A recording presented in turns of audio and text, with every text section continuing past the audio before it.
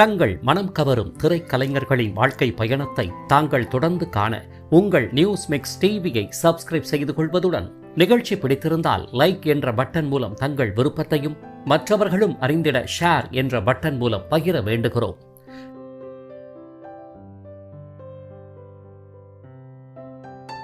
News mix TV தங்கள் அனைவரையும் அன்புடன் வரவேற்கிறது. நெடிந்த உயரத்திற்கேற்ப கட்டுமஸ்தான உடல் அமைப்பு, மாநிலம் கொண்ட தோற்ற பொலிவில் நீள்வட்ட வடிவ முகம், கூர்மை மிக்க சிறிய கண்களுடன் இணைந்த நாசிகள், அச்சரம் பிசகாத தெள்ள தெளிவான உச்சரிப்புகளுடன் கூடிய கணீர் என்ற பிரத்யேக குரல் வளம் உள்ளிட்ட தோற்ற காரணிகளையும் தமிழ் மற்றும் இந்திய திரை உலகம் மட்டுமின்றி அகில உலகையை திரும்பி பார்க்க வைத்த மாபெரும் த்ரில்லர் மற்றும் சஸ்பென்ஸ் திரைப்படங்களின் மகுடமான அதே கண்கள் திரைப்படத்தின் மறக்க முடியாத மிரட்டிய கண்களின் சொந்தக்காரரும் வேதமூர்த்தி எனும் மாபெரும் வில்லன் நாயகர் என்ற சிறப்பு காரணிகளையும் தன்னகத்தை கொண்ட பெருமைக்குரியவர்தான் ஐயா PR வசந்தகுமார் ஆவார். தாய்மொழியாக தமிழை உயிராக கொண்ட சிறப்புக்குரியவர் மட்டுமில்லாமல் கவிஞர் பாவேந்தர் பாரதிதாசனின் பிரதான மாணவர் மற்றும் உதவியாளர், அஞ்சல் துறை அதிகாரியாக ஒரு பக்கம் பணி எனில் மறுபக்கம் எம்ஜிஆர், சிவாஜி கணேசன், AVM ராஜன் முதல் சிவகுமார், கமலஹாசன் வரை எண்ணற்ற முன்னணி நாயகர்கள் அனைவருடனும் இணைந்து தனது தேர்ந்த நடிப்பால் சிறப்பித்தவர். இப்பேற்பட்ட சிறப்புக்குரிய PR வசந்தகுமார் அவர்கள் எங்கே பிறந்தார், எவ்வாறு வளர்ந்தார், கலை பின்புலம் இல்லாத குடும்பத்தில் பிறந்தவர், எப்படி கலைத்துறையில் கால் பதித்தார், பாவேந்தர் பாரதிதாசனுடன் பணியாற்றிய அனுபவங்கள் யாவை, நாடக மன்றத்தை நிறுவியவர், மேடை ஏற்றிய நாடகங்கள் என்னென்ன, கதையாசிரியராக, எழுத்தாளராக மற்றும் கவிஞராக பயணித்தவர், எழுதிய நூல்கள் யாது, முத்திரை பதித்த திரைப்படங்கள் எவை, அதே கண்கள் என்ற ஒற்றை திரைப்படத்தின் மூலம் உலகளவில் பிரபலமடைந்தவர், பின்னர் நாட்களில் ஜொலிக்க முடியாமல் போனது ஏன், யாரை மனம் புரிந்து கொண்டார், பிள்ளைகள் எத்தனை பேர், அவர்கள் என்ன செய்து கொண்டிருக்கிறார்கள், ஆகச்சிறந்த கலைஞரானவர் எதனால் எப்படி மறைந்தார் உள்ளிட்ட அவர்தம் பிறப்பு முதல் இறப்பு வரையிலான நினைவலைகள் போற்றும் சிறப்பு வாழ்க்கை பயணத்தை தற்போது விரிவாக காண்போம். 1930ஆம் ஆண்டு முக்கணிகளில் ஒன்றான பலாப்பழம் மற்றும் முந்திரி உற்பத்தியில் முதலிட ஊரான கடலூர் மாவட்டத்தின் பன்ருட்டி பகுதியை பூர்வீகமாக கொண்ட விவசாய குடும்பத்தைச் சேர்ந்த ராஜு மற்றும் சின்னம்மாள் தம்பதியருக்கு பிறந்த மூத்த செல்ல மகன்தான் நமது வாழ்க்கை பயண கலை உலக நினைவலைகள் நாயகர் பன்ருட்டி ராஜு வசந்தகுமார் எனும் இயற்பெயருடைய PR வசந்தகுமார் ஆவார். இவருடன் சகோதர சகோதரிகள் என 8 பேர் உடன் பிறந்தவர்கள் ஆவர். மிக பெரிய குடும்பத்தின் மூத்த மகன் வசந்தகுமார் ஆகையால் குடும்பத்தின் சூழலை நன்கு அறிந்தவராக, மிகுந்த பொறுப்புணர்வுடன், பெற்றோருக்கு அன்பிற்கினிய மகனாக, உடன் பிறந்தோருக்கு பாசத்திற்கினிய அண்ணனாக என மகிழ்ச்சிகரமாக வளர ஆரம்பித்தார். இவ்வாறு வாழ்க்கை சூழல் சுழன்று கொண்டிருந்த வேளையில் தனது ஆரம்பகால பள்ளி கல்வியை தங்கள் ஊரான பன்ருட்டியில் இயங்கி வந்த திண்ணை பள்ளிக்கூடத்தில் இனிதே ஆரம்பித்தவர் தன்னுள் இயற்கையாக வெளிப்பட்ட கலை ஆர்வத்தால் கவிதைகள் வடிப்பது, கட்டுரைகள் எழுதுவது என மிகச் சிறப்புடன் விழுந்தும் வந்தார். ஆசிரியர்களின் விருப்பத்திற்கேற்ப பள்ளி ஆண்டு விழாவுக்கான நாடகங்களையும் எழுதி மேடையேற்றியும் வந்தார்.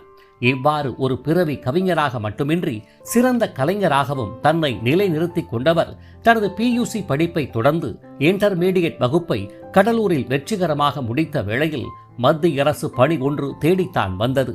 ஆம், அரசு அஞ்சலக துறையில் கடித போக்குவரத்தை ரயிலில் கொண்டு செல்வதை கண்காணிக்கும் அதிகாரி பணிதான் அது. இதன் பேரில் பணியில் இணைவதற்காக தமிழகத்தின் தலைநகராம் சென்னை மாகாணம் நோக்கி வந்த வசந்தகுமார் அவர்கள் வேலையில் தன்னை முழுமையாக இணைத்துக் கொண்டு மேற்படி பணிகளை கண்ணும் கருத்துமாக மேற்கொள்ள ஆரம்பித்தார்.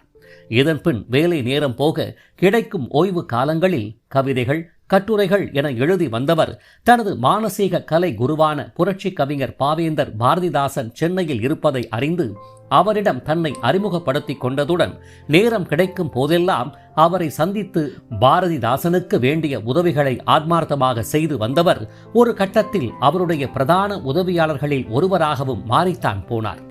வசந்தகுமாரின் துடிதுடிப்பு, பரபரப்பு, கலையார்வம் மற்றும் தோற்றப்பொலிவை கண்ட பாவேந்தர் அவர்கள் நாடக உலகில் கால் பதித்தால் உனக்கு நல்ல எதிர்காலம் உண்டு, ஆகவே தாமதிக்காமல் அக்கலையில் செம்மைப்படுத்திக் கொண்டு உயர்வு பெறுவாய் என வாழ்த்தி வழிகாட்ட, இதன் பேரில் நாடக காவலர் RS மனோகரின் தலைமையில் இயங்கி வந்த நேஷனல் தியேட்டர்ஸ் என்ற நாடக குழுவில் தன்னை இணைத்துக் கொண்ட வசந்தகுமார் ஆனவர் தனது அஞ்சலக பணியை துறக்காமல் மாலை வேளைகளில் மேற்கூறிய நாடக குழுவில் இணைந்து பயணிக்கலானார்.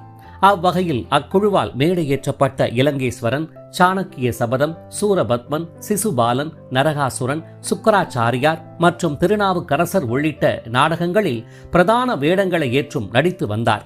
அவ்வகையில் வசந்தகுமாருக்கு நன்கு அறிமுகமானவர்தான் சிம்மக்குரல் நாயகர் ஹெரான் ராமசாமி ஆவார்.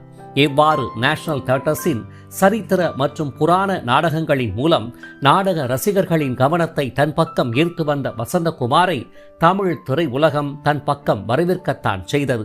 அது எவ்வாறெனில் 1961 வெளியான கம் செப்டம்பர் என்ற காதலும் காமெடியும் கலந்த கதையம்சம் கொண்ட அமெரிக்கன் திரைப்படத்தின் மூலத்தை தழுவி ஏவிஎம் புரொடக்ஷன்ஸ் தயாரிப்பில் ஏசி திருலோக்சந்தர் கதை வசனம் மற்றும் இயக்கத்தில் ஜெய்சங்கர் நடிப்பில் குறைந்த பட்ஜெட்டில் திரைப்படம் வெளியாக உத்தேசித்த நிலையில் தயாரிப்பாளர் ஏவி மையப்பன் அவர்கள் தலையீட்டின் பேரில் ஜெய்சங்கர் மாற்றப்பட்டு எம்ஜிஆர் ஹீரோவாக பெரிய பட்ஜெட்டுடன் பிரம்மாண்ட செட்டுகளுடன் திரைப்படம் படமாக்கப்பட்டு அன்பேவா என்ற பெயரில் வெளியானது.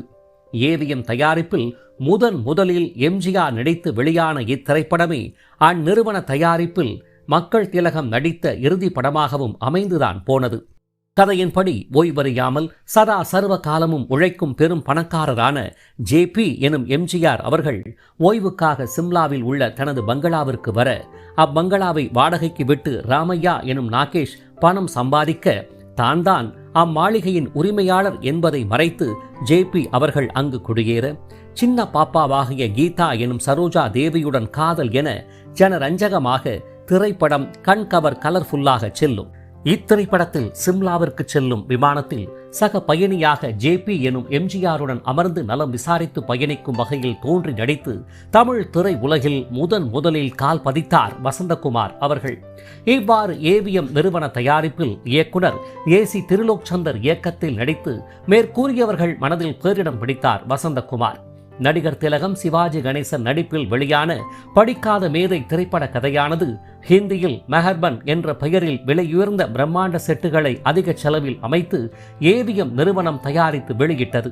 அவ்வேளையில் படப்பிடிப்புகளும் முடிந்துவிட்ட நிலையில் பிரம்மாண்ட செட்டுகளுக்காக அதிக செலவாகிவிட்டது என எண்ணிய ஏவிஎம் நிறுவனமானது அதை கலைக்க மனமில்லாமல் அந்த பிரம்மாண்ட செட்டிலேயே மற்றொரு திரைப்படத்தை தயாரித்து விடலாம் என எண்ணிய வேளையில் இயக்குனர் ஏசி திருலோக்சந்தரிடம் இது பற்றி தெரிவிக்கப்பட அவரும் மேற்கண்ட சூழலை கருத்தில் கொண்டு மாபெரும் த்ரில்லர் சஸ்பென்ஸ் கொண்ட கதையமைப்பை ஒரு வாரத்தில் உருவாக்க டி.ஆர். ராஜகுமாரியின் தம்பி டி.ஆர். ராமண்ணாவுடன் இணைந்து பணியாற்றிய டி.என். பாலு அவர்கள் ஜனரஞ்சகமிக்க காமெடி பகுதியை எழுத பின்னர் என்ன பெரும் மகிழ்ச்சியுடன் தயாரிப்பில் இறங்கியது ஏவிஎம் நிறுவனம். இதன் அடிப்படையில் 1966 ஏவிஎம் தயாரிப்பில் ஏசி திருலோக்சந்தர் கதை வசனம் மற்றும் இயக்கத்தில் மனம் கவர் இசையமைப்பாளர் வேதாவின் இசையில் ரவிச்சந்திரன், காஞ்சனா நடிப்பில் அதே கண்கள் என்ற பெயரில் திரைப்படத்தின் படப்பிடிப்புகள் ஆரம்பமாகின.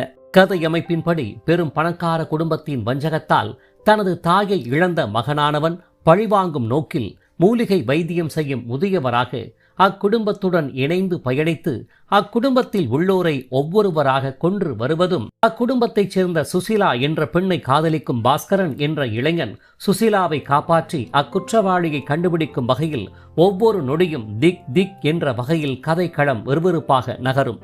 கதை ரெடி, கதாநாயகனும் கதாநாயகியும் ரெடி.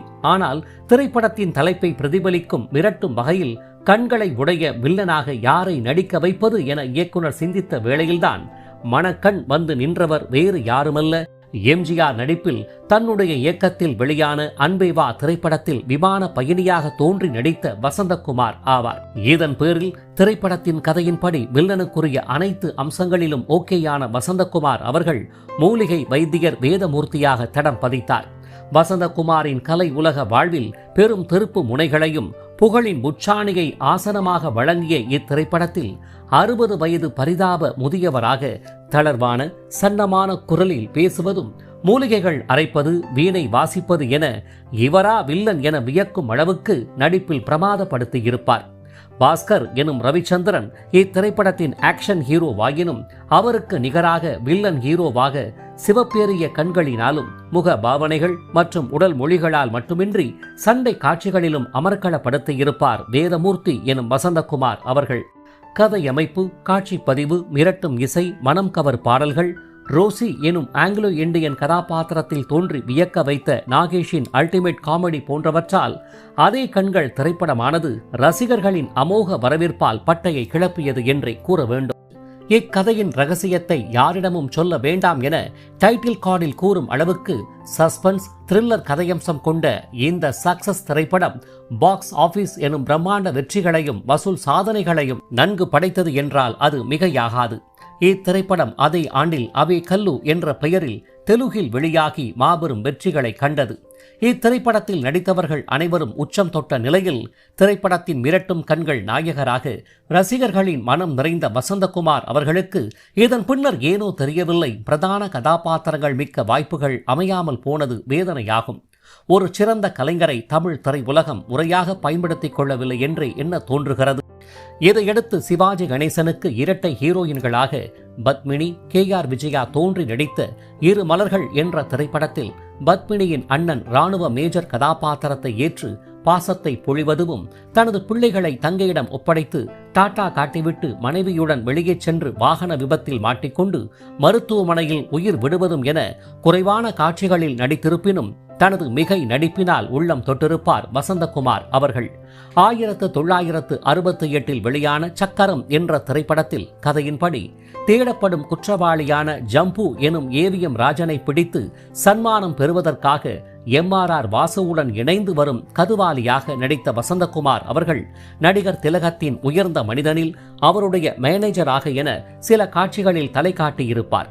இதனைத் தொடர்ந்து சிவாஜி கணேசனுடன் திருடன் மற்றும் தங்கைக்காக உள்ளிட்ட திரைப்படங்களிலும் எம்ஜிஆருடன் காதல் வாகனம், ஜெய்சங்கர் முத்துராம நடிப்பில் வெளியான பஞ்சவர்ண கிளி, ராணி யார் குழந்தை, KR விஜயாவுடன் தீர்க்க சுமங்கலி, தனது நாடக குரு RS மனோகருடன் சிசுபாலன், சிவகுமாருடன் கிருஷ்ணலீலா, மூகா முத்துவுடன் பிள்ளையோ பிள்ளை, கமலஹாசனுடன் பருவ காலம் என தமிழ் திரை உலகில் சுமார் 50க்கும் மேற்பட்ட திரைப்படங்களில் வில்லன், மேலாளர், காவல்துறை அதிகாரி, வழக்கறிஞர் என பலதரப்பட்ட வேடங்களை ஏற்றும் சிறப்பித்து வந்தார்.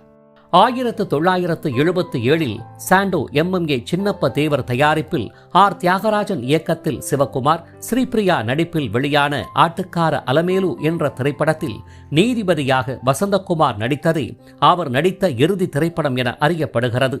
இதனைத் தொடர்ந்து காலத்தின் மாற்றம், புதுமுக கலைஞர்களின் வரவு, இதனால் ஏற்பட்ட அங்கீகாரமின்மை போன்ற காரணிகளால் திரை உலகிற்கு குட் பை கூறிய வசந்தகுமார் அவர்கள் தமிழ் மீது கொண்ட தீவிர பற்று மற்றும் தனது மானசீக குரு பாவேந்தர் பாரதிதாசனின் நினைவை போற்றிடும் வகையில் பாவேந்தர் நாடகமன்றம் என்ற நாடக குழுவை ஆரம்பித்து புரட்சி கவி உள்ளிட்ட நாடகங்களை மேடையேற்றி நடித்தும் வந்தார்.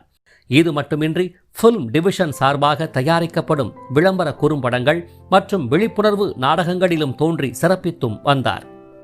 கவிதைகள் எழுதும் கவிஞராக, கதை வசனகர்த்தாவாக என மேலும் பன்முக திறன்களை தன்னுள் கொண்டவரான வசந்தகுமார் ஆனவர் ஆழ்கடல், புரட்சி கவி மற்றும் ஞான வெட்டியான் உள்ளிட்ட நூல்களையும் படைத்துள்ளார். இப்பேற்பட்ட சிறப்புகளையும் எண்ணற்ற விருதுகளையும் வென்றவரான PR வசந்தகுமார் அவர்கள் பாவேந்தர் பாரதிதாசன் தலைமையில் சிரோன்மணி என்பவரை மனம் புரிந்து கொண்டார். மேற்கூறிய வசந்தகுமார் சிரோன்மணி ஆதர்ஷ தம்பதிகளின் அன்பின் அடையாளமாக இன்னமுது, பானுமதி, சித்திரை பாவை என்ற 3 செல்ல மகள்களும், திருமாவளவன் மற்றும் மாரணேந்தல் என்ற 2 பாச மகன்களும் பிறந்தனர். பிள்ளைகள் 5 தற்போது தங்களது குடும்பத்துடன் மகிழ்ச்சிகரமாக வாழ்ந்து வருகின்றனர். இவர்களில் மகன் திருமாவளவன் ஆனவர் தந்தையின் கலை வாரிசாக சென்னை பிலிம் இன்ஸ்டிடியூட் நிறுவனத்தில் நடிப்பிற்கான பயிற்சியை முழுமையாக பயின்றவர். சில டாக்குமெண்ட்ரி திரைப்படங்களையும் இயக்கி நடித்துள்ளார்.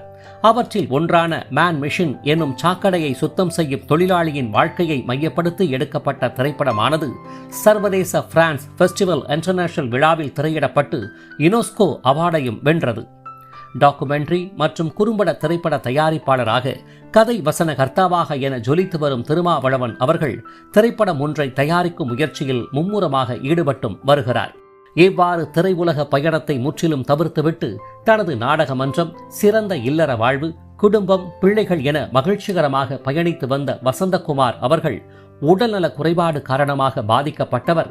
அதற்குரிய சிகிச்சையை தனது குடும்பத்தினர் ஆதரவு மற்றும் அரவணைப்புடன் மேற்கொண்டு வந்த நிலையில் 1992ஆம் ஆண்டு ஆகஸ்ட் மாதம் 4ஆம் தேதியன்று யாரும் எதிர்பாராத வண்ணமாக தனது வாழ்விற்கும் கலை பயணத்திற்கும் முற்றளிக்கும் வகையில் இப்புவி உலக வாழ்விலிருந்து முற்றிலும் விடை பெற்றார்.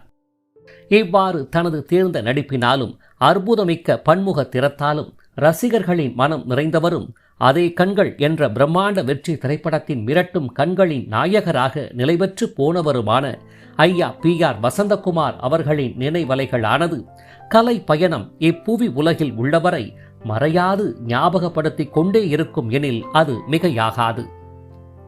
இவரை போன்ற மறக்க முடியாத அதே கண்கள் திரைப்புகழ் கலைஞர்களான ஈரான் நாட்டு மங்கையின் பாச புதல்வியும் குட்டி பத்மினியின் அன்பு தாயாரும் நாட்டிய தாரகை சொர்ணமுகி மற்றும் ராஜேந்தர் காதல் மனைவி உஷா ராஜேந்தரின் பெரிய மாவும் சிம்புவின் பெரிய பாட்டியும் ஜெமினி கணேசன் காதல் துணைவி புஷ்பவல்லியின் சம்பந்தியும் ஃபேஷன் மற்றும் சிகை அலங்கார நிபுணரும் தாயார் நகைச்சுவை மற்றும் குணச்சித்திர கதாபாத்திரங்களில் நடிப்பால் சிறப்பித்தவருமான மறைந்த ராதாபாய் அவர்களின் வாழ்க்கை பயணத்தை மேலே தோன்றும் இணைப்பின் மூலமாகவும் சிங்கப்பூர் நாட்டின் மகளும் பரதம், கதகளி, குச்சிப்புடி உள்ளிட்ட எண்ணற்ற நாட்டிய கலைகளை முறையாக பயின்று சர்வதேச அளவில் மேடை ஏற்றி சிறப்பித்தவரும் நாகேஷ், தங்கவேலு, சந்திரபாபு எனும் எண்ணற்ற காமெடி நாயகர்களோடு இணைந்து நகைச்சுவை விருந்து படைத்தவரும் எண்ணிலடங்கா விருதுகளை வென்றவரும் சிங்கப்பூர் நாட்டின் உயரிய பதவியான கலாச்சார தூதுவராக மட்டுமின்றி ஹால் ஆஃப் ஃபேம் எனும் ஒப்பற்ற விருதை வென்றவருமான திருமதி மாதவி கிருஷ்ணன் அவர்களின் வாழ்க்கை பயணத்தை மேலே தோன்றும் இணைப்பின் மூலமாகவும் வா அருகில் வா, தா உயிரை தா என்ற ஹிட் பாடலின் நாயகியும் பாரம்பரிய கலைகளின் நாட்டிய தாரகையும் எம்ஜிஆர், சிவாஜி கணேசன், எஸ் ராஜேந்திரன் என முன்னணி நாயகர்கள் அனைவருடனும் இணைந்து நடித்த பெருமைக்குரியவரும் பிரபல முன்னணி ஹீரோவின் காதல் மனைவியும் தெலுங்கு ரசிகர்களால் சீத்தம்மா என புகழப்பட்டவரும் பன்மொழி திரைப்படங்களில் சொந்த குரலால் பேசிய சிறப்புக்குரியவருமான மறைந்த கீதாஞ்சலி அவர்களின் வாழ்க்கை பயணத்தை மேலே தோன்றும் இணைப்பின் மூலமாக மட்டுமல்லாது தாங்கள் பார்த்து கொண்டிருக்கும் வீடியோவின் கீழே காணப்படும் டிஸ்கிரிப்ஷன் பகுதியில் பிரத்யேகமாக வழங்கப்பட்டுள்ள இணைப்புகள் வாயிலாக மேற்கண்ட மறக்க முடியாத பழம்பெரும் கலை நாயகியர்களின் அரிய தகவல்கள் மற்றும் குடும்ப புகைப்படங்கள் நிறைந்த சிறப்பு வாழ்க்கை பயணத்தை தாங்கள் அனைவரும் முழுமையாக அறிந்து கொள்ளலாம். இவர்களைப் போன்ற மறக்க முடியாத நினைவலைகள் நாயகியர்களின் வாழ்க்கை பயணத்தை தாங்கள் தொடர்ந்து காண உங்கள் நியூஸ் மிக்ஸ் டிவியை சப்ஸ்கிரைப் செய்து கொள்வதுடன் பின்னர் வரும் பெல் பட்டனில் உள்ள ஆல் என்ற எழுத்தை தெரிவு செய்து கொண்டு தங்களின் விருப்பத்தை லைக் என்ற குறியீடு மூலமாகவும் கருத்துக்களை கமெண்ட் பாக்ஸ் வாயிலாகவும் பகிர வேண்டுகிறோம். காத்திருங்கள் மற்றும் ஒரு வாழ்க்கை பயணத்திற்கு. அதுவரை இணைந்திருங்கள் உங்கள் நியூஸ் மிக்ஸ் டிவியுடன். நன்றி.